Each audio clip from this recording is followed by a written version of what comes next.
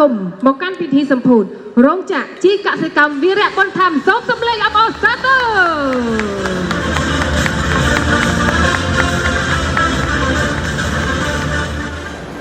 នេះខ្ញុំសូមគោរពជម្រាបសួរអាយុដំអ្នកអង្គការលោកជំទាវអាដាមលោកស្រីនាងកញ្ញាភ្ញៀវកិត្តិយសជាតិនិងអន្តរជាតិទាំងអស់ដែលមានវត្តមាននៅទីនេះថ្ងៃនេះគឺជាឱកាសដ៏ល្អវិសេសវិសាលបំផុតដែលក្រុមហ៊ុនវីរៈបុណ្យធម្មគឺជាក្រុមហ៊ុនដ៏ធំនិងល្បីល្បាញមួយនៅក្នុងប្រទេសកម្ពុជាបានរៀបចំពិធីសម្ពោធរោងចក្រផលិតជីកសិកម្មដែលលាតសន្ធឹងនៅលើផ្ទៃដីប្រមាណជា15ហិកតានៅក្នុងឃុំត្រែងត្រយឹងស្រុកភ្នំស្រួយខេត្តកំពង់ស្ពឺ